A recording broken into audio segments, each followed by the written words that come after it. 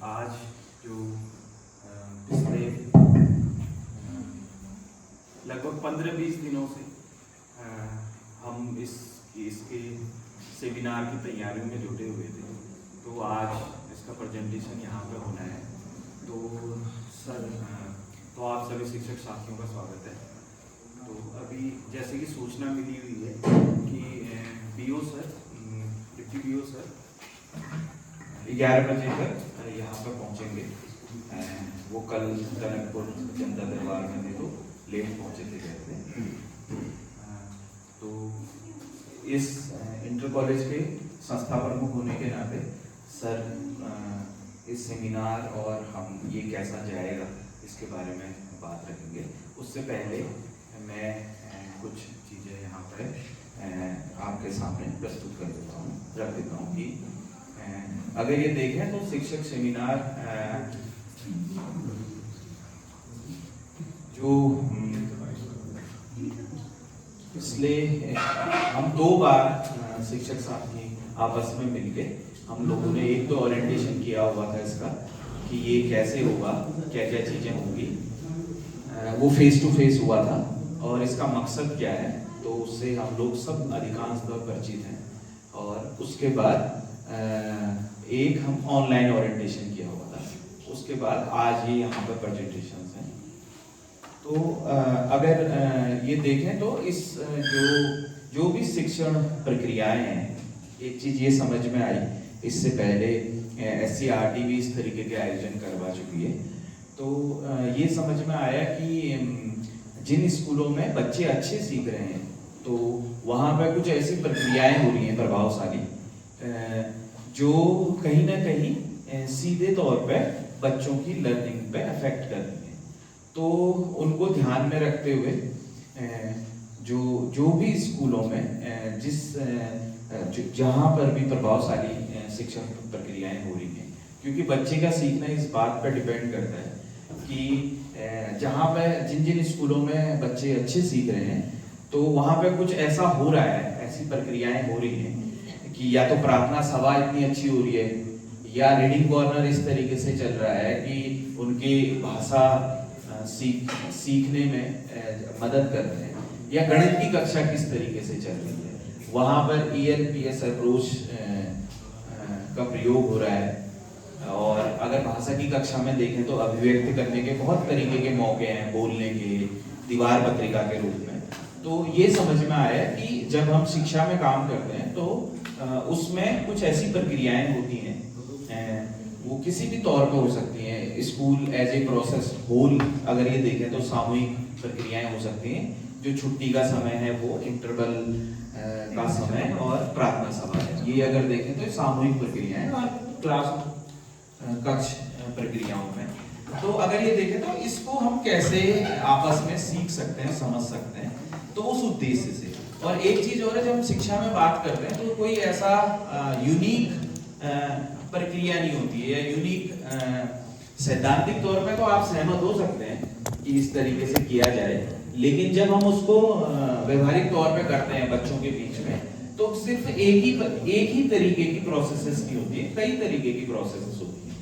तो उसको मद्देनजर रखते हुए अगर आज हम शिक्षक सेमिनार में जुटे हुए हैं तो लगभग 6 साथियों ने, शिक्षक साथियों ने वो प्रेजेंट किए हुए अपने अपने विषयों पर, कुछ स्कूल प्रोसेसेस पर, कि वो किस किस तरीके से करते हैं बच्चों के बीच में प्रक्रियाएं।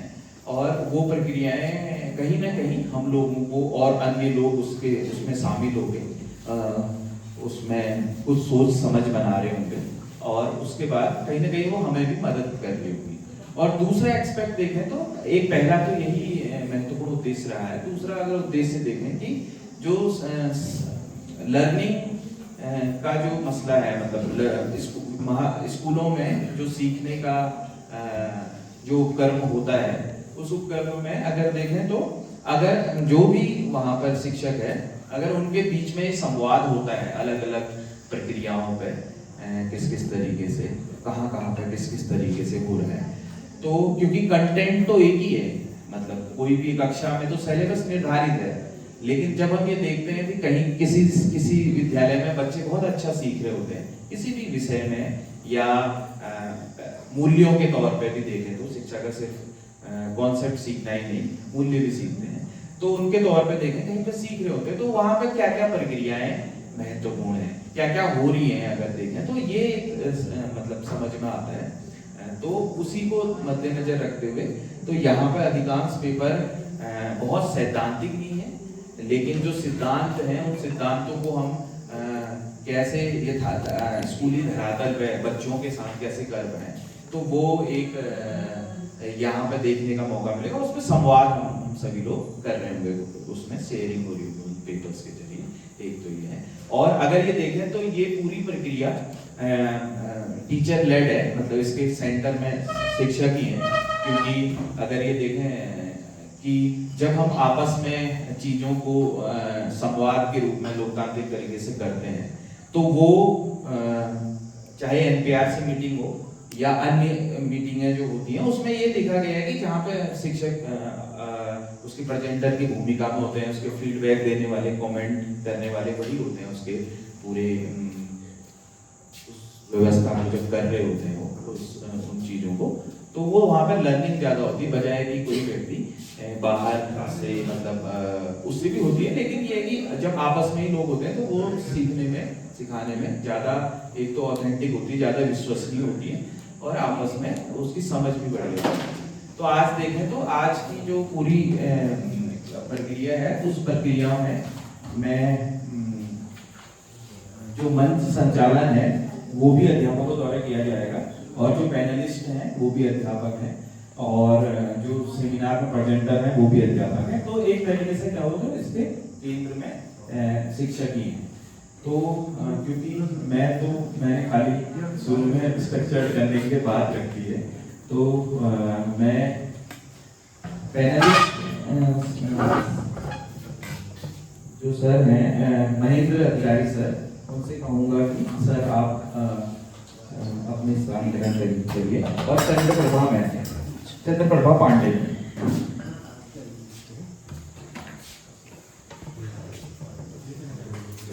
मैम।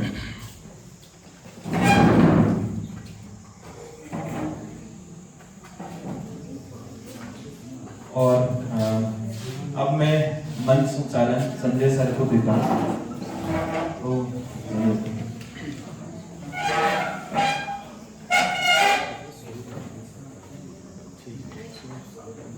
अभी हमारा इससे पहले जो हमारे प्रेजेंटर कविता विश्वविद्यालय के द्वारा यहाँ पे इनोवेटिव वर्क्स लेसन प्लान प्रस्तुत किया गया, मैं उस लेसन प्लान के बारे में और उस इनोवेटिव वर्क के बारे में मैं आप ही लोगों से फीडबैक लेना चाहूँगा कि जो मैम के द्वारा यहाँ पे इनोवेटिव वर्क्स लेसन प्लान प्रस्तुत किया गया, तो उस पर थोड़ा सा आप लोगों से फीडबैक लेना चाहूँगा। धन्यवाद sir.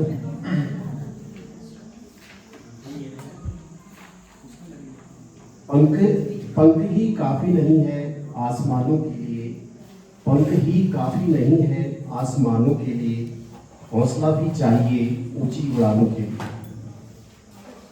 Good morning to all of you, my name is Sanjay Kumar. Block स्तरीय बाराकोट के इस शिक्षक सेमिनार कार्यक्रम के अवसर पर हमारे बीच में उपस्थित अटल उत्कृष्ट राजकीय इंटर कॉलेज बाराकोट के प्रधानाचार्य आदरणीय श्रीमान आशीष ओली सर और अजीम जी प्रेम जी फाउंडेशन से आए हुए हमारे अजीम जी प्रेम जी फाउंडेशन की पूरी टीम, और इस शिक्षक सेमिनार के केंद्र बिंदु हमारे विभिन्न विद्यालयों से आए हुए हमारे शिक्षक साथी एवं शिक्षिकाएं, पहले मैं आप सभी का इस शिक्षक सेमिनार कार्यक्रम के अवसर पर हार्दिक स्वागत एवं अभिनंदन करता हूं और स्वागत करता हूं। आज बड़ा हर्ष का विषय है कि आज ब्लॉक बाराकोट में एक सेमिनार होने जा रहा है, जिसमें हम सभी शिक्षक साथी आज पूरा दिन इस शिक्षक सेमिनार के लिए यहाँ पे आज हम लोग देंगे। कार्यक्रम को आगे बढ़ाते हुए मैं इस कार्यक्रम की थोड़ी सी रूपरेखा आपके सम्मुख रख देना चाहता हूँ। उससे पहले मैं आप लोगों से एक विनम्र निवेदन करूंगा कि हम लोग एक इस प्रकार का गैजेट्स कैरी करते हैं जो कि हमें हर पल डिस्ट्रैक्ट करता है। तो आप लोगों से विनम्र निवेदन होगा कि कृपया अपना फोन साइलेंट मोड पे या स्विच ऑफ मोड पे उसको कर देंगे। अगर अति महत्वपूर्ण होगा आप बाहर जाकर फोन पर बात कर सकते हैं, क्योंकि जो गैजेट होता है ये पूरे सेमिनार को हमारा खराब कर सकता है, पूरा डिस्टर्ब कर सकता है। तो जो हमारी कार्यक्रम की जो रूपरेखा है मैं आपके सम्मुख यहाँ पे रख देना चाहता हूँ। हमारा कार्यक्रम 10 बजे से प्रारंभ होना था, लेकिन थोड़ा सा समय को देखते हुए कार्यक्रम एक्सटेंड किया जा रहा है। तो हमारा जो कार्यक्रम था 10 बजे से शुरू होना था और साढ़े 4 बजे तक ये चलना था, लेकिन कारणवश थोड़ा इसको एक्सटेंड कर दिया है। और इस कार्यक्रम में को 2 भागों में बांटा गया है, बिफोर लंच, आफ्टर लंच। तो बिफोर लंच में इसमें हमारा 10 बजे से प्रारंभ होना था और 10 से 10:30 बजे तक इसमें डाइट फैकल्टी और डिस्ट्रिक्ट कोऑर्डिनेटर इसमें अपने कॉन्टेक्ट इसमें क्रिएट करना था, बट वो अभी पहुंचे नहीं अभी। उसके बाद 10:30 से 11:30 बजे तक पेपर प्रेजेंटेशन होता है, जो कि हमारे यहाँ पे प्रेजेंटर हैं जिन्होंने अपने अपने विद्यालय में बहुत स्पेशल वर्क कर रखा है और इनोवेटिव वर्क कर रखा है। वो अपना लेसन प्लान और इनोवेटिव वर्क जो है यहाँ पे उनको प्रेजेंट करना था। तत्पश्चात 11:30 बजे तक प्रेजेंट होना था। उसके बाद हमारा टी ब्रेक था। टी ब्रेक के बाद 12 बजे से फिर पेपर प्रेजेंटेशन था। उसके बाद 12 से 1 बजे तक फिर प्रेजेंटेशन होना था यहाँ पे, लेकिन थोड़ा सा हम लोग खेद चाहते हैं कि अभी कार्यक्रम हमारा थोड़ा एक्सटेंड हुआ है। 1 बजे से 2 बजे तक लंच टाइम हमें शेड्यूल दिया था। उसके बाद 2 बजे से 3:30 बजे तक फिर इनोवेटिव पेपर प्रेजेंटेशन वर्क यहाँ पे होना था और 3:30 से 4 बजे तक सर्टिफिकेट डिस्ट्रीब्यूशन यहाँ पे होना था। तो कार्यक्रम की हमारी मोटी मोटी रूपरेखा है, जिसे आज आपके सम्मुख यहाँ पे मैंने रख दी है। और हमारे जितने भी यहाँ पे प्रेजेंटर हैं उन्होंने अपने अपने विद्यालयों में बहुत अच्छा स्पेशल वर्क कर रखा है और इनोवेटिव वर्क कर रखा है, जो कि हमारे पूरे बालाकोट ब्लॉक के लिए मोटिवेट का काम करेगी। और जितने भी प्रेजेंटर हैं और यहाँ पे आए हैं, मैं उन सभी का स्वागत करता हूँ और पैनलिस्ट का भी स्वागत करता हूँ। आप सभी का पुनः यहाँ पे इस ब्लॉक स्तरीय बालाकोट के शिक्षक सेमिनार में हार्दिक स्वागत पुनः करता हूँ। और कार्यक्रम को आगे बढ़ाते हुए मैं अनुरोध करना चाहूंगा इस अटल उत्कृष्ट राजकीय इंटर कॉलेज बालाकोट के प्रधानाचार्य आदरणीय श्रीमान आशीष ओली जी से। सर प्लीज आइए और इस कार्यक्रम की रूपरेखा बारे में थोड़ा सा अपने विचार व्यक्त करने का कष्ट करेंगे। आदरणीय श्रीमान आशीष ओली सर।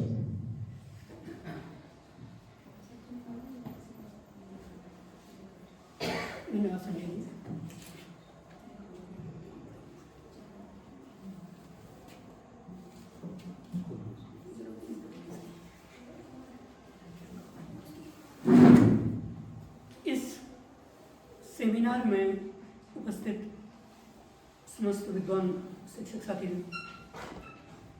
और एक नई पहल को नई ऊंचाइयों तक पहुंचा रहे अजीम प्रेम जी फाउंडेशन के मेंबर्स,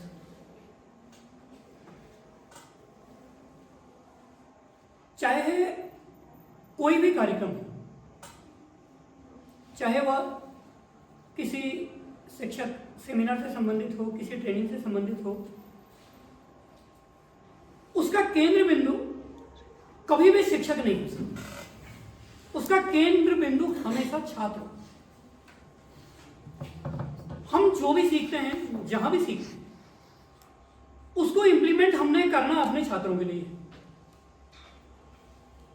और जहां तक मैं समझता हूं, हो सकता है कि मेरे अपने व्यक्तिगत विचार हो, लेकिन व्यक्तिगत रूप से मैं ये मानता हूं कि प्रत्येक शिक्षक उत्कृष्ट है। प्रत्येक शिक्षक इसलिए उत्कृष्ट है क्योंकि वह जिस क्षेत्र में जाता है, जहां पर वो अध्ययन करता है या अध्यापन करता है, वह उस क्षेत्र की, जिनको वो अध्यापन करा रहा है, उन छात्र छात्राओं की समस्याओं को भली भांति जानता है। यहां तक कि जब वो प्रथम बार भी किसी छात्र या छात्रा से मिलता है, तो सबसे पहले उसका काम यही होता है कि वह उस छात्र या छात्रा में क्या समस्या है, उसको अपने साथ आत्मसात करने का प्रयास करें। यह हमारे शिक्षण का पहला चरण है। यदि हम इस चरण को आत्मसात कर लेते हैं तो फिर हम दूसरे चरण की ओर बढ़ते हैं कि आखिर पढ़ाया कैसे। और यह अपने आप में बड़ा कठिन प्रश्न भी है, बड़ा महत्वपूर्ण प्रश्न भी है कि आखिर पढ़ाया कैसे है। कई शिक्षक हैं जो अपने क्षेत्र में बहुत उत्कृष्ट काम करते हैं और कई शिक्षक ऐसे भी हैं जो अपेक्षित परिणाम प्राप्त नहीं करते। लेकिन इसका अर्थ ये कहीं से कहीं तक यह नहीं है कि वह उत्कृष्ट नहीं है या वह सफल है या वह असफल। देखिए, सफलता का कोई एक पैरामीटर नहीं। हम ये नहीं कह सकते कि अगर हमारा पढ़ाया हुआ एक बच्चा 90% मार्क्स ले आ रहा है तो वो सफल है। कहीं से कहीं तक ये कोई पैमाना नहीं, क्योंकि प्रत्येक बच्चा अपने आप में अलग अलग क्वालिटीज के साथ पैदा होता है। हमारा काम है कि हम उन क्वालिटीज को समझें और उसको हम आगे कैसे बढ़ाएं, इस दिशा में हम काम करें। और एक शिक्षक की भूमिका एक विद्यालय के अंदर एक नेतृत्व करता है, और एक अच्छा नेतृत्वकर्ता वही है जिसे यह पता हो कि उसकी कमी क्या है और उसकी स्ट्रेंथ क्या है। चाहे वह नेतृत्वकर्ता एक शिक्षक के रूप में हम लोग हों या एक संस्थाध्यक्ष के रूप में हमारी भूमिका हो या किसी संस्थान के प्रमुख के रूप में। मैं अपने वक्तव्य को केवल और केवल शिक्षा के क्षेत्र तक ही सीमित यहाँ पर रखना चाहूँगा, क्योंकि नहीं तो फिर वो आउट ऑफ कॉन्टेक्स्ट चला जाएगा, जो समय भी अतिरिक्त लेगा और शायद जिस उद्देश्य के लिए हम यहाँ पर एकत्रित हुए हैं उस उद्देश्य तक हम पहुँच नहीं। लेकिन नेतृत्व के अलग अलग विचार, अलग अलग संभावनाएं, अलग अलग समस्याएं, अलग अलग स्थितियों में अलग अलग है। ठीक वही स्थिति हमारी कक्षा शिक्षण की। जो शिक्षक रिमोट एरियाज में हैं, उनकी समस्याएं, उनके छात्र छात्राओं की समस्याएं कुछ अलग हैं। उसमें भी हो सकता है कि कोई छात्र जिसको हम ये कहते हैं कि उसका थोड़ी सी लर्निंग कैपेसिटी कम, पर एक छात्र होता है जो एक ही बार में समझ जाता है। लेकिन सबको साथ लेकर हमको चलना है, यही हमारी एनईपी भी कहती है और यही समावेशी शिक्षा का भी स्वरूप। समावेशी शिक्षा का स्वरूप पहुंच, सबसे पहले पहुंच पर है कि प्रत्येक छात्र छात्रा के पास पहुंच होनी चाहिए कि वो विद्यालय तक पहुंच सके, जिसके लिए डिफरेंट एड्स गवर्नमेंट प्रोवाइड करे। उसके बाद शिक्षा समग्र होनी चाहिए। समग्र होनी चाहिए का अर्थ है कि शिक्षा इस प्रकार की हो कि वह छात्र अपने आप को शिक्षक के साथ समाहित करे। एक शिक्षक के रूप में हमारा काम है कि बच्चा हमसे जुड़े, क्योंकि जिस दिन बच्चा हमसे जुड़ गया तो यह मान लीजिए कि हमारा आधा काम तो वैसे ही। और बच्चा हमारे साथ कब जुड़ेगा? जबकि हम बच्चे को समझें। अगर हम केवल भारत में ही नहीं, हम अन्य देशों के एजुकेशन मॉडल को भी देखें तो जैसे सबसे ज्यादा जो चर्चा जिसमें होती है वो हमारा फिनलैंड का है। फिनलैंड का एजुकेशन मॉडल क्या है? अगर हम में से किसी ने उसको अध्ययन किया हो तो हम ये पाएंगे कि फिनलैंड का एजुकेशन मॉडल है कि वहां विद्यालय शिक्षण बहुत कम है। छात्रों को दिया जाने वाला होमवर्क ना के बराबर। लेकिन उस शिक्षण मॉडल में फिर भी ऐसा क्या है कि वो सबसे सफल मॉडलों में। तो उसके पीछे जो सोच है वो यही है कि वहां जो एजुकेशन सिस्टम है वो एक इस तरीके का है कि प्रत्येक छात्र या छात्रों को उसकी समझ के अनुसार या उसकी अभिरुचि के अनुसार केवल किताबी ज्ञान नहीं बल्कि सामाजिक और आर्थिक दोनों स्तरों पर उस उम्र से सोचने का मौका वहां पर मिलता है जहां पर कि वो आगे चल करके बहुत अधिक सफल उस देश को बनाते हैं। अगर हम बात करें स्विट्जरलैंड के एजुकेशन सिस्टम की, जो स्विट्जरलैंड का एजुकेशन सिस्टम है वह मात्र सप्ताह में 2 दिन क्लासरूम टीचिंग और 4 दिन इंडस्ट्रियल टीचिंग या इंडस्ट्रियल इंफॉर्मेशन को बढ़ाता है।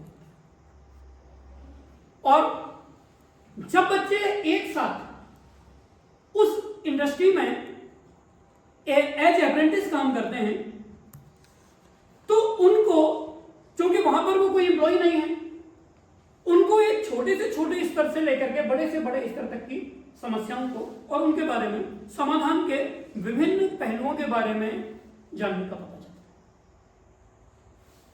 है। जहां तक अब हम आते हैं अपने देश के एजुकेशन सिस्टम में, तो हमारे देश में जो एजुकेशन सिस्टम है वो ठीक उस तरीके का है कि एक बग्गी है जिसमें जो घोड़ा है उसके दोनों आंखों के सामने एक पट्टा लगा दिया गया है कि अगर वो मुड़ने का भी प्रयास करेगा तो उसको वही दिखेगा जो उसे दिखाया जाना है।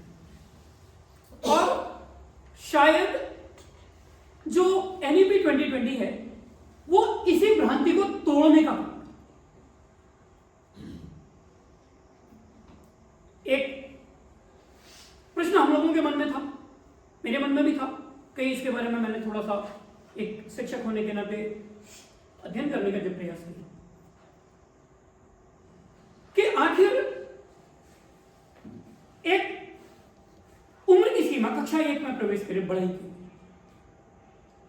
तो वास्तव में एक निश्चित उम्र तक बच्चा परिवेश से सीखे और उसके बाद जो कक्षा 3 तक फिर हम FLN के जो भी लक्ष्य निर्धारित किए गए हैं, जहां पर कि वो एक फंडामेंटल उसे न्यूमरेसी की भी जानकारी हो, फंडामेंटल उसको लिटरेसी भी आए, और उसके बाद केवल FLN के साथ साथ जो निपुण भारत अभियान का जो टारगेट है कि वह उस स्टेज पर पहुंचे जहां पर कि वो आगे अपनी अभिरुचि के अनुसार उस लक्ष्य तक पहुंच सके जहां तक एक शिक्षक के रूप में हम उसके लिए निर्धारित करते हैं या फिर एक छात्र के रूप में जिसको वो अपनी उपलब्धि मानता है।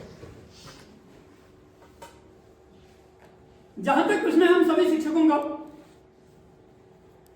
तो ये बिल्कुल स्पष्ट है, कोई भी शिक्षक किसी से कम नहीं।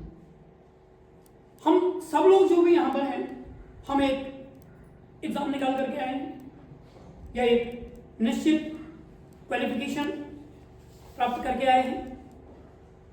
हाँ, इतना जरूर है कि जितनी जानकारी हमको है क्या हम उसको ट्रांसफॉर्म कर पाए, और मेन चीज ये है कि हम उसको ट्रांसफॉर्म कैसे करें। अब ये एक दूसरा प्रश्न आता है कि जो हमारी जानकारी है उस जानकारी को हम ट्रांसफॉर्म कैसे करें। हो सकता है कि मैं एकेडमिक्स में बहुत अच्छा हूं, लेकिन जब मैं क्लास में पढ़ाने जाता हूं मुझे बहुत अच्छी जानकारी भी है, लेकिन बच्चे मेरे पीरियड में उबाऊ महसूस करते। एक दूसरा शिक्षक है जो हो सकता है कि जिसको बहुत ज्यादा जानकारी ना हो, या मैं इस पर शब्दों में कहूं कि वो 4 प्रश्न मात्र किसी गाइड से रात को रटता है, और सुबह जब वो लेकिन क्लास में जाता है तो बच्चों को उसके पीरियड में इतना मजा आता है कि वो सारी चीजें बोल करके उसको सुनते हैं।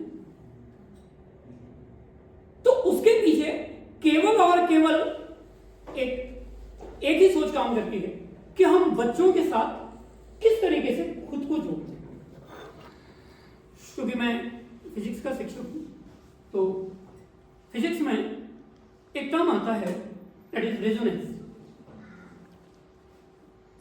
रेजोनेंस का मतलब सीधा सीधा यह होता है कि जहां पर 2 फ्रीक्वेंसीज एक दूसरे से मैच करती हैं तो एनर्जी मैक्सिमम होती है।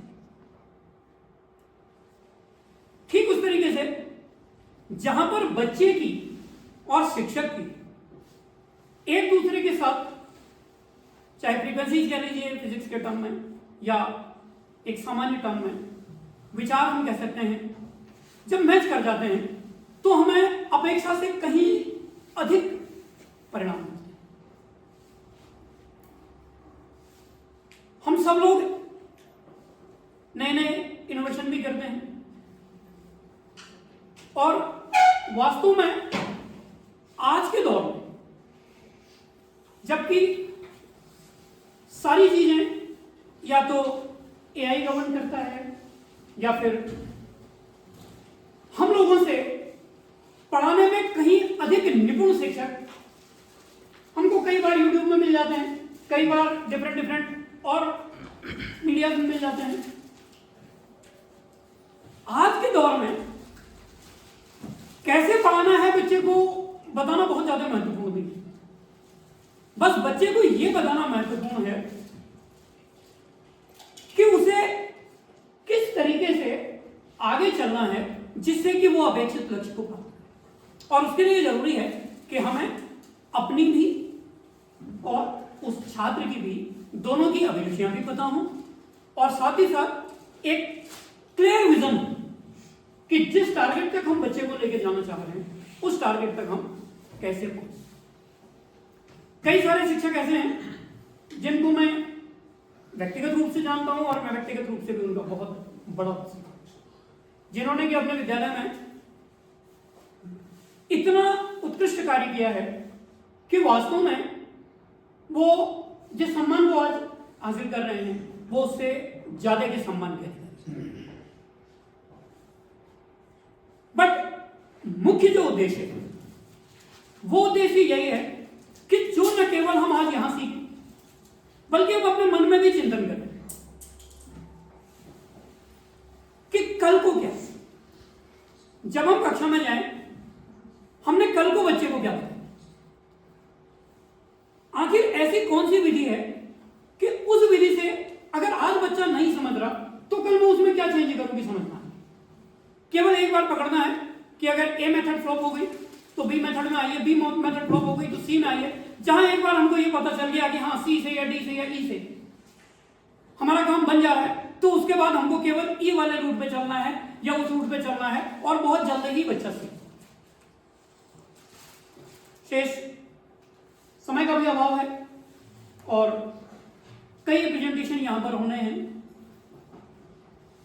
बहुत बहुत शुभकामनाएं हैं जो भी प्रेजेंटेटर हमारे साथी हैं और जो भी सेमिनार में अटेंड करने वाले शिक्षक हैं कि हम सीखेंगे और जो हमारा ये सेमिनार है या जो ये हमारा ट्रेनिंग है, जो भी सेशन हम सीखेंगे हम उसको सीखने के उद्देश्य के साथ करें। क्योंकि कई सारी ट्रेनिंग्स ऐसी हैं जो शुरू में हमको लगता है किसी काम की नहीं है लेकिन वो बहुत काम की होती है। एक उदाहरण मैं आप लोगों को देता हूं। एक कंपनी है, सबने नाम सुना होगा, सूर्या बल्ब सेंटर। अगर आप इंटरनेट में इसके बारे में सर्च करेंगे तो आप ये पाएंगे कि वहां के मैनेजमेंट से लेकर के पियून तक सबके लिए मॉर्निंग में काम शुरू करने से पहले एक योगा का सेशन अटेंड करना कंपल्सरी।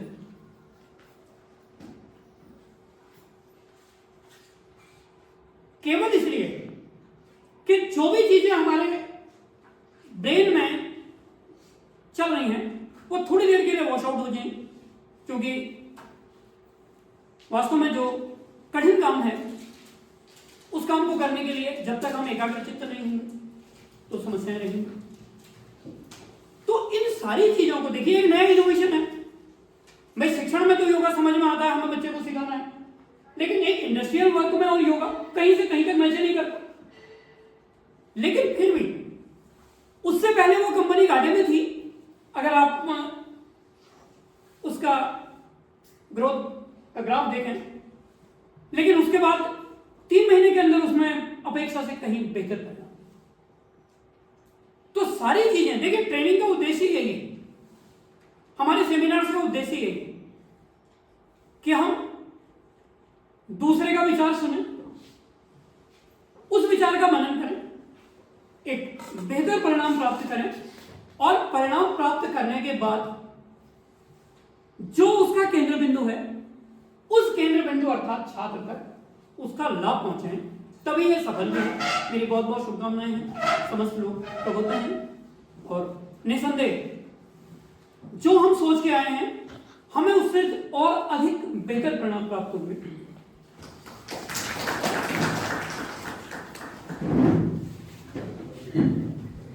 धन्यवाद सर। आपने आपके उद्बोधन में एक चीज यहाँ पे झलकी कि आप हमारे छात्र छात्राओं के प्रति कितने संवेदनशील हैं और आपने विभिन्न देशों के शिक्षा पद्धतियों के बारे में भी यहाँ पे एग्जाम्पल दी, इस प्रकार से फिनलैंड और न्यूजीलैंड का शिक्षा व्यवस्था है।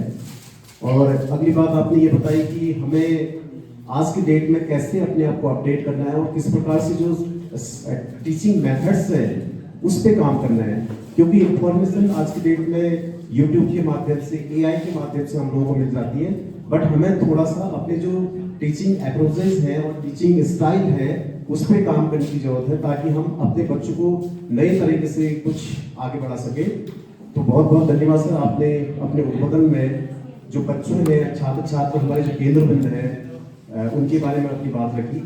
तो कार्यक्रम को आगे बढ़ाते हुए मैं हमारे आज के जो प्रेजेंटर हैं और जो आज के पैनलिस्ट हैं उनके बारे में बता देता हूं। आज के हमारे जो पैनलिस्ट हैं महेंद्र सिंह अधिकारी जी राजकीय प्राथमिक विद्यालय बेड़ा बटवाल से हैं और चंद्रप्रभा मैडम राजकीय उच्च प्राथमिक विद्यालय तल्ला यूडोना से हैं। और आज के जो हमारे प्रेजेंटर हैं मोनिका मैडम राजकीय प्राथमिक विद्यालय तल्ला बापू से हैं, कविता मिश्र मैडम राजकीय प्राथमिक विद्यालय मिर्तोली से और हमारी राजकीय प्राथमिक विद्यालय देवराड़ी से नीलिमा मैडम और स्वयं मेरा भी एक प्रेजेंटर है यहाँ पे, तो मैं भी एक प्रेजेंटर के रूप में यहाँ पे एक प्रेजेंटर क्लास में करूंगा। तो मैं आप सभी का यहाँ पे पुनः एक बार स्वागत और अभिनंदन करता हूँ। और आज के जो हमारा कार्यक्रम है जिसके लिए हम आज पूरा दिन हम यहाँ लेके आए हैं और इस सेमिनार को सफल बनाने के लिए हम सभी यहाँ पे उपस्थित हुए हैं और जिनको सुनने के लिए हम यहाँ पे आए हैं, क्योंकि सभी टीचर्स हमारे ब्लॉक बाराकोट के बहुत अच्छा काम करते हैं, बहुत डिफरेंट टाइप से इनोवेटिव काम करते हैं, लेकिन उनमें से कुछ ऐसे टीचर्स सिलेक्ट होके आए हैं जो कि अलग तरीके से उन्होंने अपनी अप्रोचेस और टीचिंग मेथड्स और जो अपने आप को अपडेट किया है वो यहाँ पे सिलेक्ट हो गया है। मैं उन सभी का स्वागत करते हुए मैं यहाँ पे आज के जो हमारे प्रेजेंटर हैं उनको इनवाइट करना चाहूंगा। आप दोनों शिक्षकों का है ना मेरी तरफ से। तो एक जो ये शिक्षक सेमिनार की पहल है विगत 4 वर्षों से पूरे राज्य स्तर पर चल रही थी, तो इस बार तय किया गया कि इसको ब्लॉक स्तर पर भी करें और जो ऐसे शिक्षक साथी हैं जो बढ़िया काम कर रहे हैं दूर दराज के विद्यालयों में वो सामने आ पाएं और अपनी टीचर्स कम्युनिटी के बीच में ही अपनी बात को रखें। तो यहाँ आप देख रहे होंगे कि जो होस्ट कर रहे हैं वो भी टीचर आप ही की कम्युनिटी से हैं, हमारी कम्युनिटी से हैं, पैनलिस्ट भी हमारी अपनी कम्युनिटी से ही हैं, है ना, कोई अलग से इसमें नहीं किया गया है। तो जब भी कोई शिक्षक साथी यहाँ पर आकर के बात रख रहे हैं तो एज अ ऑडियंस जो मुझे लगता है कि हमारी कुछ जिम्मेदारियाँ होती हैं, एक तो यहाँ पे आकर के बोलना बड़ा कठिन हो जाता है। अधिकारी आदरणीय श्रीमान कमल भट्ट जी और आइए सर और सेमिनार के बारे में जो आज हमारे यहाँ पे प्रेजेंटर और हमारे जितने भी पार्टिसिपेंट यहाँ पे आए उनको आशीर्वाद देने का कष्ट करेंगे और अपने मोटिवेशनल स्पीच के माध्यम से हमारे जितने भी बाराकोट ब्लॉक के शिक्षक साथी हैं और शिक्षिकाएं हैं उनको मोटिवेट करेंगे और ताकि यहाँ से जाए घर में और एनर्जी फुल रहे। Thank you sir.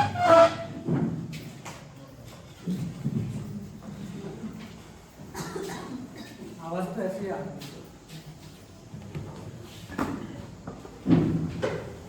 आज ब्लॉक स्तरीय शिक्षक सेमिनार 2025 में आप सभी विकासखंड बाराकोट के सभी शिक्षकों का हार्दिक स्वागत और अभिनंदन। और साथ ही जिस प्रांगण में यह कार्यक्रम हो रहा है वहाँ के प्रधानाचार्य श्री आशीष सोडी जी और नजीम जी प्रेम जी फाउंडेशन जो हर वक्त शिक्षा के लिए कंधे से कंधे के साथ चलता है और इन सभी को मैं हार्दिक बधाई और इस प्रांगण में इस कार्यक्रम के सफल आयोजन के लिए बहुत बहुत बधाई देता हूं। और साथ ही जैसे कि मैं बहुत लेट आया, मैं देख रहा था कि आप लोगों ने काफ़ी अच्छी मेहनत की है। इसमें अलग अलग प्रोजेक्ट जो भी आपने बनाए हैं, 3 तो मैं देख पाया जिसमें परिमाप और क्षेत्रफल वाला मैम का था, और भिन्न वाला सर का था, और इंग्लिश लैंग्वेजेस की क्या क्या चैलेंजेस हैं इसके बारे में आपने बताया।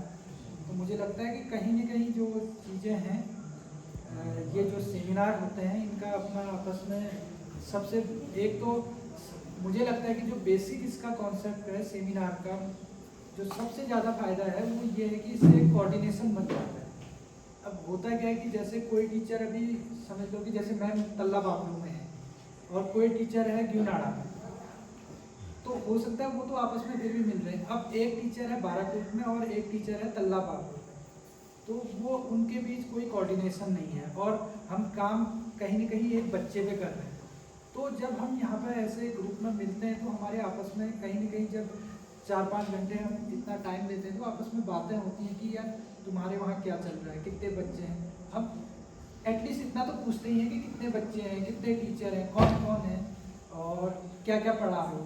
शायद मुझे लगता है कि इतना तो बेसिक पूछते ही हैं। और उसके साथ साथ फिर हम ये भी पूछते हैं कि जैसे 2 इंग्लिश के टीचर ही आपस में टकरा गए तो बोलते हैं यार मेरे वहाँ बच्चे ये कर रहे हैं या मेरे वहाँ ये कर रहे हैं। तो कहीं ना कहीं इसका जो सबसे बड़ा फायदा है मुझे लगता है कि आपस में एक कोऑर्डिनेशन होता है। ये सबसे जो सेमिनार है उसका फायदा है। और उसके साथ साथ अगर कोई अच्छी प्रैक्टिसेस चल रही होती तो हम लोग आपस में साझा भी करते हैं। और जैसा कि प्रोजेक्ट के माध्यम से भी बताया जा रहा है कि ये चीज़ें हो सकती हैं। तो मुझे लगता है कि जैसे आप लोग करते होंगे, क्योंकि अनुभव के मामले में तो मैं शायद अभी बहुत बच्चा हूँ, तो अनुभव आपको बहुत ज़्यादा है। हो सकता है पद का जो एक हायरार्की है वो अलग चीज़ें हैं, तो इसलिए मैं इन चीज़ों पर ना कुछ कहते हुए, क्योंकि जब अनुभव आपके पास इतना गहन है और इतना समय से आप शिक्षा विभाग में कार्य कर रहे हैं, तो अभी मुश्किल से 6 महीने हो रहे हैं, तो इन चीज़ों पर ज़्यादा न कहते हुए मैं ये चाहूँगा कि जो भी चीज़ें आप कहीं ट्रेनिंग से या कहीं पर सेमिनार से या कोई भी चीज़ें करते हैं, तो हम उन चीज़ों का अपने जो हमें जिस बच्चे को देना है, क्योंकि उस पर हम क्या यूज करें। तो ये जो सेमिनार है इसमें अगर हमने 100 में से अगर 5% भी कोई चीज़ सीखी, तो 5 में से मैं चाहूँगा कि 2% उस बच्चे पे कहीं ना कहीं अप्लाई हो। ये तभी इस सेमिनार का सबसे पॉजिटिव एक अप्रोच रहेगी कि मैं ये नहीं कह रहा हूँ कि कोई भी टीचर हो या कोई भी बच्चा हो 100 में से 100 चीज़ें नहीं सीख सकता। मैं ये मानता हूँ कि अगर आपने 100 में से 20% सीखा है तो कम से कम उसका 10% उस बच्चे पे हम जाके उसे अप्लाई करें कि ऐसा ऐसा बताया था, अगर आपको कोई चीज़ अच्छी लगी। और साथ साथ जैसे बहुत सारी चीज़ें ट्रेनिंग होती हैं या जो सेमिनार होते हैं, वो केवल इतना ही ना रहे कि बस यहाँ से आए और 10 से 5 एक हमारी जो ड्यूटी है उतनी ड्यूटी रही, उसके बाद आपसे सेमिनार कौन सा ट्रेनिंग, तो उसका कोई फ़ायदा नहीं। और हम लास्ट में काम किसी बच्चे के लिए करें, अगर उस पर वो चीज़ें अप्लाई नहीं हो रही हैं तो मुझे लगता नहीं कि कोई उसका फ़ायदा है। और शायद सरकार भी हमें इसी चीज़ के एक जो हमारा क्या कहते हैं मासिक वेतन है वो देती है कि जो लास्ट सीढ़ी पे जो पायदान पे कहीं बच्चा है उस पर कुछ काम होना चाहिए। तो ये हमारे अंदर से भी आना चाहिए कि यार मैंने अगर 7 घंटे 8 घंटे वहाँ कुछ किया तो उसका मैं क्या लास्ट में रिजल्ट दे रहा हूँ या दे रही हूँ। और शायद आप लोग बहुत अच्छे से कर रहे हैं ये काम। और इसके साथ साथ मैं और भी चीज़ें कहना चाहूँगा कि जैसे ये छोटे छोटे जो सेमिनार होते हैं, दूर दूर से अगर आप लोगों को लगता है कि आप लोग जैसे ये सेमिनार करते हैं, तो उसके बाद मुझे लगता है कि आप उसी 1 महीने या 15 दिन में जो भी चीज़ें इस सेमिनार में आपके पास टॉपिक आते हैं उसकी एक हार्ड कॉपी रखिए कि इतने टॉपिक पे इस सेमिनार में बात हुई। और उसके बाद 15 दिन में स्कूलों में जाके किस किस टीचर ने क्या क्या सेमिनार पे करवाए थे, और जैसे एक हो सकता है सर ने भिन्न वाले पे करवाया, तो आपके पास पता होना चाहिए कि महेंद्र अधिकारी जी ने भिन्न पे बात की थी, तो आप इनके विद्यालय में जाइए, क्योंकि यहाँ बच्चों को लाना पॉसिबल नहीं है। तो आप लोग जा सकते हैं क्योंकि आप ग्राउंड में काम कर रहे हैं। तो इनके बच्चों का जो ये बता रहे हैं उस पर क्या रिजल्ट है और क्या अच्छा कर रहे हैं या क्या जो बुरा कर रहे हैं, जो भी आपको लगता है, तो कहीं ना कहीं उससे क्या होगा कि एक रिजल्ट ओरिएंटेड जो सेमिनार है उसका हमें ये नहीं जो सेमिनार यहीं तक रहेगा, तो आप वहाँ जाएंगे, उनके बच्चों का देखेंगे कि उन्हें क्या जो यहाँ पर बता रहे थे उस पर कितना प्रभावी है, और उसके साथ साथ दूसरे विद्यालय में भी कोई टीचर किसी और सब्जेक्ट पे कोई चीज़ बताई होगी तो आप उस पर देख लीजिए। तो इससे क्या होगा कि कहीं ना कहीं जो हम कह रहे हैं कि खाली बीच में एक कॉन्सेप्ट आया था, एग्रीकल्चर यूनिवर्सिटी में बहुत अच्छे प्रैक्टिकल करवाए, बहुत सारी चीज़ें कराए। लास्ट में जो एग्रीकल्चर यूनिवर्सिटी से पढ़ने का से इतने अच्छे बच्चे गए, उन्हें लास्ट में यही पता नहीं था कि धान की रोपाई कहाँ कैसे करते हैं। एक सिंपल सा कॉन्सेप्ट है, आपने एग्रीकल्चर की बहुत अच्छी पढ़ाई करते हैं, अब उस बेसिक कॉन्सेप्ट पता नहीं था कि धान की रोपाई कैसे करते हैं। ये बहुत बेसिक कॉन्सेप्ट है ना। प्रैक्टिकल तो आपने किया ही नहीं, आपने बोला कि धान ऐसा होता है, ये होता है, वो होता है, बहुत सारी चीज़ें करते हैं। उसके बाद वहाँ जो एग्रीकल्चर यूनिवर्सिटी के कुलपति हैं उनको ये कहना पड़ा कि धान के सीजन में जो 15 के खेत हैं ये बच्चों को भेजो, ये धान की खेती करें, मतलब धान की रोपाई करें, कि उन्हें नाबार्ड वाले लोन देते हैं और वो भी एग्रीकल्चर वाले में नाबार्ड का एक अलग से PNB बैंक में आता है उनका, उनको एग्रीकल्चर स्पेसिफिक उनका सब्जेक्ट होता है। उसके बाद उनको लोन देने या इस चीज़ के करने के लिए उनसे बोला गया कि जब फसल का सीजन होता है आप खेतों में जाओ, ग्राउंड में काम करके दिखाओ कि वास्तव में वो क्या है। ऊपर से तो बहुत अच्छा है, उन्होंने कहा धूप का सीजन होगा, पानी आएगी, और बरसात का सीजन होगा, बहुत अच्छा धान हो जाएगा, ऐसे थोड़ा धान होता है। और जो फील्ड में काम कर रहा होता है हो सकता है उसके पास बहुत बड़ी डिग्रियाँ ना हो, जब उसके आप अनुभव पूछेंगे ना तो उसे हर चीज़ के बारे में पता होगा। उस बोलेगा कि आप, वो एक आइडिया से लगा देते हैं, वो कहते हैं बहुत तेज़ धूप हो रही है, अब तो खैर यूरिया बंद हो गया है, फिर भी यूज करें क्योंकि वो अलग चीज़ें हैं, लेकिन वो पहले से एक आइडिया लगाते हैं। धान के आप पत्ते देखेंगे हल्के हल्के, जब वो रोपाई करते हैं तो उसके ऊपर का जो पुराने वाले पत्ते होते हैं हल्के पीले पीले हो जाते हैं, जब गिरने की स्टेज पर आते हैं तो आप कहते हैं यूरिया छिड़कने का टाइम आ गया। उनको कोई साइंटिफिक रीजन पता नहीं कि यूरिया, मतलब वो एक अनुमान लगाते हैं कि टाइम आ गया। क्यों? क्योंकि वो जो उसकी जड़ है उसने अब नीचे से वो बढ़िया से रह चुकी है, उसमें मतलब उसको अब कोई दिक्कत नहीं है, क्योंकि उसके जो ऊपर की कलियां हैं वो खिल चुकी हैं, वो अब हल्का सा खाद डालेंगे। तो ये प्रैक्टिकल उसके उतने अनुभव का एक परिणाम है। तो कहीं ना कहीं ये जो छोटी छोटी चीज़ें, जैसे मैंने वो कहा कि आधा और एक, बहुत सारे, मैं बहुत बार स्कूल में गया, मैंने कहा हाँ ठीक है चलो ये बताओ कि आधा क्या होता है, तो उन्हें पता नहीं था कि 1/2 होता है। तो और जैसे आपने लैंग्वेज का बताया कि चैलेंजेस हैं, क्योंकि वो चैलेंजेस के सबसे पीछे कारण क्या है कि हमारे जो सराउंडिंग में, जो सोसाइटी में वो लैंग्वेज बोलने वाले लोग हैं। यही बच्चे ना 2 साल बचपन से अगर किसी कॉन्वेंट स्कूल में चले जाएंगे, इनकी जो रीडिंग स्किल है, राइटिंग स्किल है, सब कुछ इंग्लिश हो जाएगी, तो इनको हिंदी समझ में नहीं आएगी। अब मैं दूर नहीं जाता हूँ, हमारे घर में मेरी छोटी एक भतीजी है 6 साल की, तो वो बोलती है कि मुझे हिंदी सबसे टफ लगता है। मैंने बोला हिंदी क्या टफ लगता है, हम तो बिना पढ़े हिंदी का पेपर देने जाते थे और 4 गप लिख के आते थे, तो 74-75 नंबर ऐसे ही आते थे।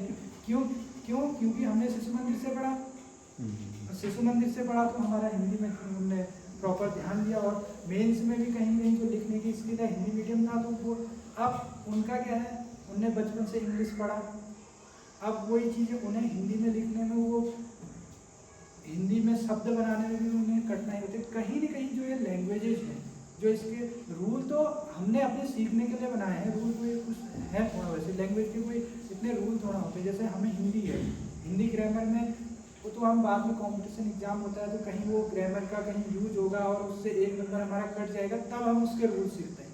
वास्तव में नियम तो यही है, जो जितने भी हिंदी के टीचर वो पेपर देने के लिए जाते हैं तो उसका पीछे कारण यही है कि वो नंबर के लालच में सीखते हैं। और दूसरा क्या है कि इंग्लिश क्या है, अब तो चलो 1 से स्टार्ट हो जा रही, पहले 6 से स्टार्ट होती थी, बड़ी मुश्किल से ABCD आएगी। अब कर्सिव तो छोड़ दो, उसने कैपिटल लेटर में ही कुछ लिख दिया तो वही बहुत बड़ी चीज़ है। अब वो धीरे धीरे क्या है, कहीं उसका यूज ही नहीं होना है, और ऊपर से उसका डर अलग बना रहता है कि कोई अगर हमने शब्द बोल दिया तो 50 लोग पीछे से हंसने वाले हैं। तो मुझे लगता है कि कहीं ना कहीं आज के टाइम पे डिजिटल जो युग है, और साथ साथ पहले इतनी चीज़ें नहीं थी, तो यूट्यूब में हम ज़्यादा कुछ ना भी करें ना, 1 महीने तक रेगुलर उन्हें आधे घंटे कोई चीज़ सुनाएं तो उससे भी बहुत अंतर आया है। क्योंकि सुनेंगे तो और तो कोई ऑप्शन है नहीं हमारे पास, क्योंकि हमारे आसपास इतने अच्छे इंग्लिश बोलने वाले लोग तो हैं। तो हो सकता है कि जैसे BBC न्यूज़ है, बड़े बच्चे मतलब ठीक ठाक, और जो बच्चे ठीक है जो मेहनत करेगा वो तो आगे बढ़ेगा ही बढ़ेगा। जैसे सुनने वाली जो स्किल है उस पर काम किया जा सकता है, जो एक चैलेंजेज हमें लगता है कि जो सुन सकता है, और आज के टाइम पर अगर वो सुनेगा, और ये सुनने वाला जो ये है लैंग्वेजेस का एक पार्ट इस पर हो सकता है। और साथ साथ मैथ्स अब तो धीरे धीरे सर 9-10 में भी लड़कियों के लिए तो अनिवार्य हो गया ना। मैं सीबीएसई में तो कंपलसरी, हाँ कंपलसरी हो गया। कहीं ना कहीं जो एक पहले से रहता था कि लड़कियाँ खासकर मैथ्स में नहीं लेती थी, वो हमने खुद उसे क्रिएट किया। ऐसा कुछ नहीं है कि कोई किसी का दिमाग अच्छा है, किसी का दिमाग का तो कुछ काम ही नहीं है ना। अब होता क्या था, हमने कहा मैथ्स की जगह गृह विज्ञान आपका होम साइंस जो है एडिशनल सब्जेक्ट है, और उनके दिमाग में मैं ऐसा कह नहीं रहा हूँ कि ऐसा होता है, लेकिन बहुत से लोग ये सोचते थे कि तुम्हें क्या करना है, तुम्हें तो खाना बनाना है, तो मैथ्स पढ़ के क्या करोगे, होम साइंस ले लो। होम साइंस वास्तव में खाना बनाने का साइंस थोड़ा है वो तो अब उन्हें कहा खाना बनाना है तो वो मैथ्स से वैसे ही दूर हो। और वो चीज़ें जब आप किसी सब्जेक्ट से दूर होते हैं ना, वो फिर एक बर्डन बाहर तो हो ही जाता है। तो ये चीज़ें जो हैं अगर हम बचपन से, और जो शुरुआत से जो सीढ़ी बन रही है वहीं से अगर हम ये चीज़ों को व्यवहारिक तौर पर लें, तो कहीं ना कहीं मुझे लगता है कि जो सब्जेक्ट का बच्चों में डर रहता है वो ख़त्म हो जाए। और साथ साथ जैसे आप कह रहे थे कि डेफिनेशन रटते हैं, हमें भी लगता है।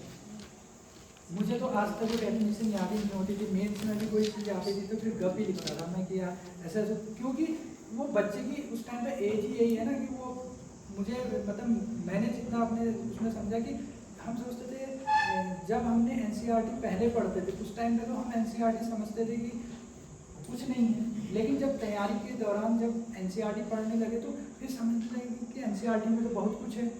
अब कल परसों सामाजिक विज्ञान प्रतियोगिता हुई थी, वहाँ पे एनसीईआरटी के ही क्वेश्चन रखे थे आपने, और वो सारे क्वेश्चन कहीं ना कहीं आगे कंपटीशन एग्जाम में आने, और वो सारे एनसीईआरटी में है।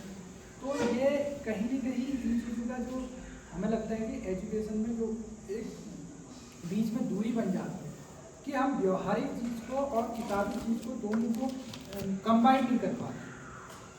और जिस दिन हम ये दोनों चीज़ों को कंबाइन कर लेंगे कि कहीं ना कहीं व्यवहारिक में इसका यूज होना है, आप इसे व्यवहारिकता में लेके चलें, तो मुझे लगता है कि वो ज़्यादा अच्छा हो सकता है। और बहुत ज़्यादा चीज़ें ना कहते हुए, क्योंकि आपका भी टाइम हो रहा है, लंच का टाइम भी हो रहा है, तो इसी के साथ साथ आपको बहुत बहुत बधाई देता हूँ इस कार्यक्रम के लिए। और साथ ही चाहूँगा कि जो भी चीज़ें चल रही हैं कहीं ना कहीं हमारे विद्यालयों में बच्चों के जो क्लास रूम है वहाँ तक भी पहुँचे। और इसी के साथ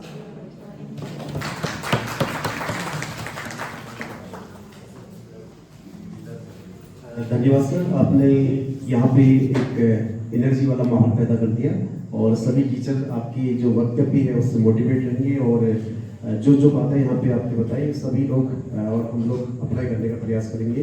और क्योंकि आप ऐसे परिवेश से आते हैं कि आपको जो भी बैकग्राउंड है, हमारे जितने भी गवर्नमेंट वाले स्कूल है उसका पूरा अनुभव, आपको बहुत बहुत धन्यवाद सर। आपने यहाँ पे सबको मोटिवेशनल स्पीच के माध्यम से सबको एक तरीके से पूर्ण किया।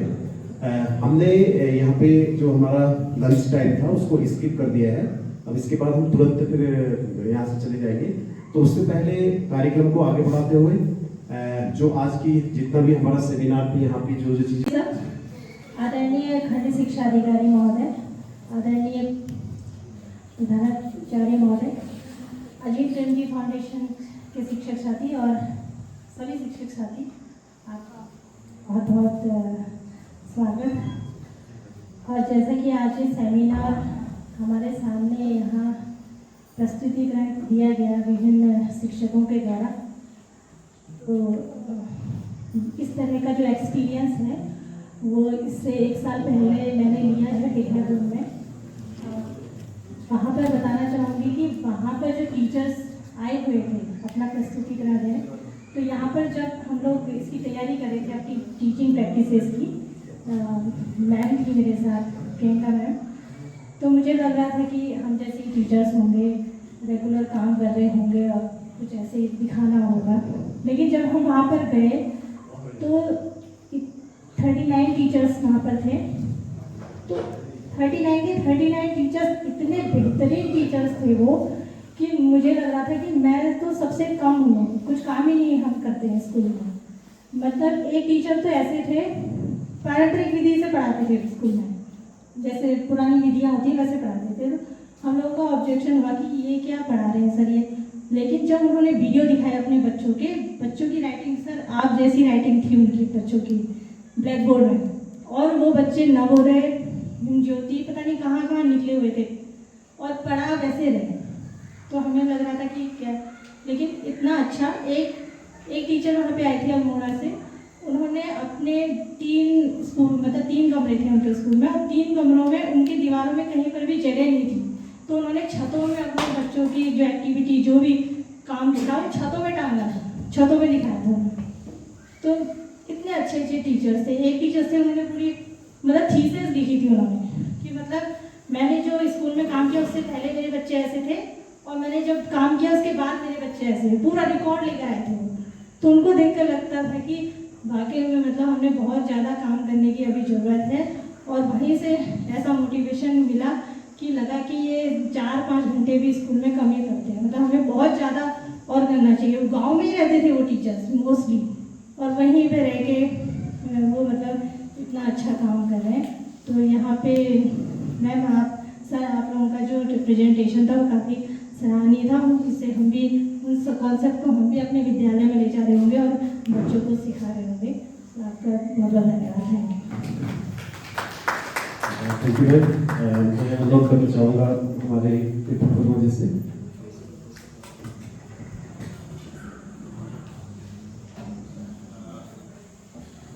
आदरणीय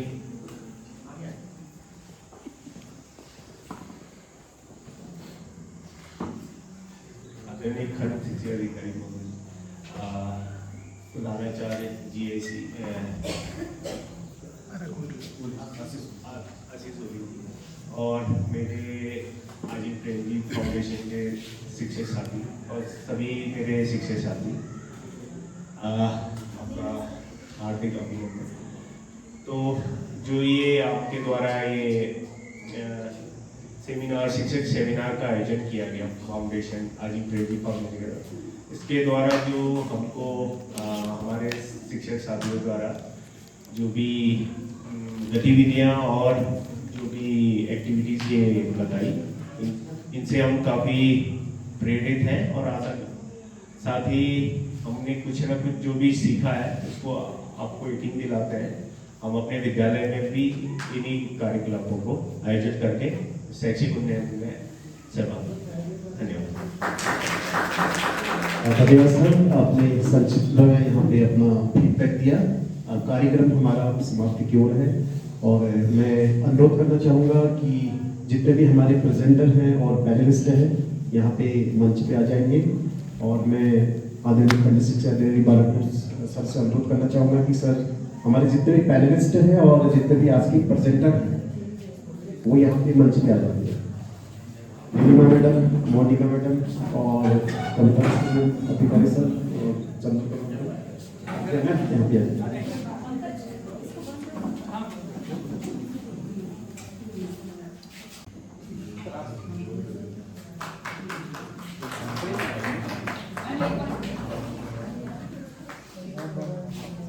मोनिका बोली मैम।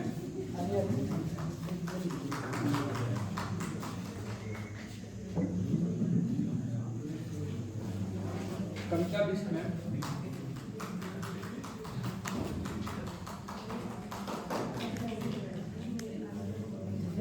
संजय कुमार।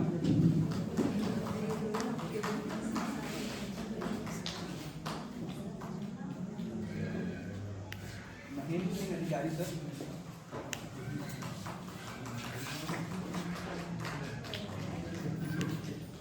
चंद्रप्रभा पांडे मैम।